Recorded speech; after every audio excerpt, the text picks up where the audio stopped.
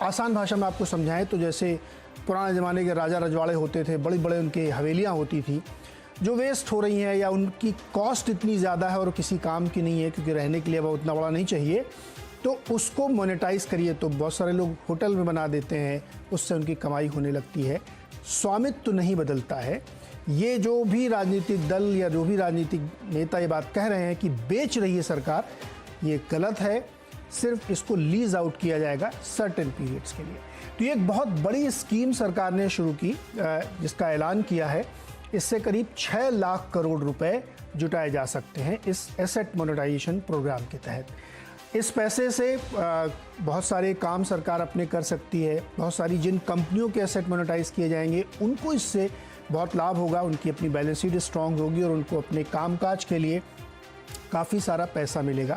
आपने देखा होगा कि किसी भी आप शहर में जाइए तो लिखा रहता है कि ये संपत्ति सरकार की है, लेकिन वो संपत्ति सरकार की होती है। बैरन लैंड बहुत सारी पड़ी हुई है जिसमें साइड बाय साइड लोग कब्जे कर लेते हैं, या बहुत सारी ऐसी प्रॉपर्टीज़ हैं जो साल में एक बार इस्तेमाल होती है। जैसे स्टेडियम को भी बोला गया है कि मोनेटाइज किया जाएगा, तो ऐसे जब खेल नहीं हो रहे हैं तो उसका कोई काम नहीं हो रहा, लेकिन उसकी कॉस्ट है, रिकरिंग कॉस्ट है उसकी, जो कि कंपनी या सरकार जो भी उसको ओन कर रहा है वो बेयर कर रहा है। तो ये एक बहुत महत्वपूर्ण, एक बहुत बड़ी स्कीम सरकार ने लॉन्च की है जिसके जरिए सरकार उन एसेट्स को मोनेटाइज करेगी, यानी हिंदी में कहें तो काम पे लगा देगी कि वो एसेट अब कमाई भी करे, रिडेंडेंट खाली ना पड़ी रहे। इसमें एयरपोर्ट्स हैं, पोर्ट्स हैं, डॉकयार्ड्स हैं, पावर प्लांट्स हैं, ब्रॉडबैंड नेटवर्क है, पावर ग्रिड हैं, होटल्स हैं, बड़ी बड़ी इमारतें हैं, इन सबको इसके लिए इस्तेमाल किया जाएगा।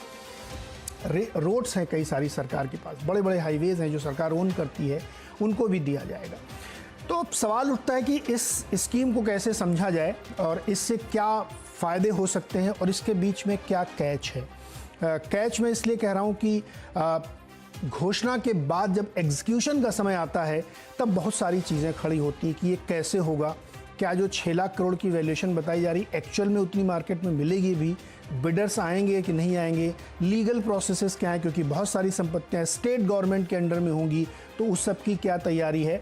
और इससे सरकार को जो सबसे बड़ा सवाल है कि क्या इस बिगड़ी हुई इकॉनमी में एक कुशन मिलेगा, पैसे आएंगे तो दूसरे काम में लगेंगे। इसी को आज समझने की कोशिश करते हैं कि ये जो संपत्तियों के मोनेटाइजेशन की इतनी बड़ी स्कीम शुरू की जा रही है, इसका क्या फ़ायदा नुकसान होगा और इसको कैसे अच्छे से एग्जीक्यूट किया जा सकता है। हमारे साथ जो मेहमान हैं इसको समझाने के लिए, इस पर बातचीत करने के लिए उनसे आपका परिचय करा दें। हमारे साथ हैं SC गर्ग साहब जो पहले वित्त सचिव रह चुके हैं। अब गर्ग साहब से बेटर कौन समझा सकता है जो इस तरह की स्कीम्स के बनाने में, क्योंकि ये स्कीम नई नहीं है, बहुत पहले इसका प्लान रखा गया था, 2018 से बता रहे थे रखा गया, उसके बाद 2020 मार्च के आसपास की काफ़ी चर्चाएं भी हुई थी, तो उस पर रखा जाएगा। इसके साथ ही अजय बग्गा सर हमारे साथ हैं जो बहुत मल्टीनेशनल बैंक्स में काम कर चुके हैं और वित्तीय मामलों को बहुत अच्छे समझते हैं और दुनिया भर के मार्केट्स को भी ट्रैक करते हैं।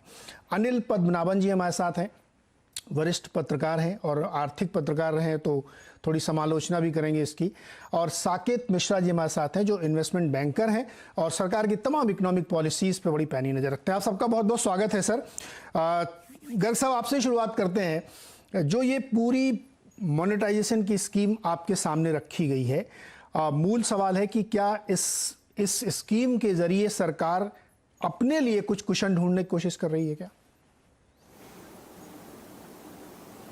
देखिए, सरकार और सरकार के जो बहुत सारे CPSEs, पब्लिक सेक्टर अंडरटेकिंग्स वगैरह हैं, इनके पास बहुत सारी ऑपरेशनल असेट्स होती हैं।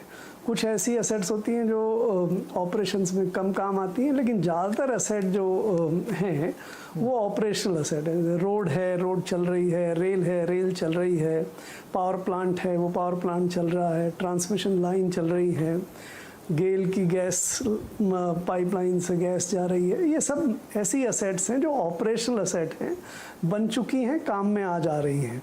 इसीलिए इनको ब्राउन फील्ड कहते हैं। ग्रीन फील्ड में जो नई असेट बनती हैं और ब्राउन फील्ड में जो ऑपरेशनल कंस्ट्रक्टेड काम करती हुई असेट हैं।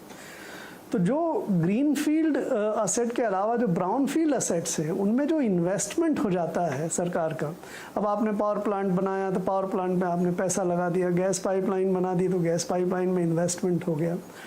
अब वो इन्वेस्टमेंट के लिए आपने इक्विटी लगाई थी, आपने कर्जा लिया था, अब ये सारा जो पैसा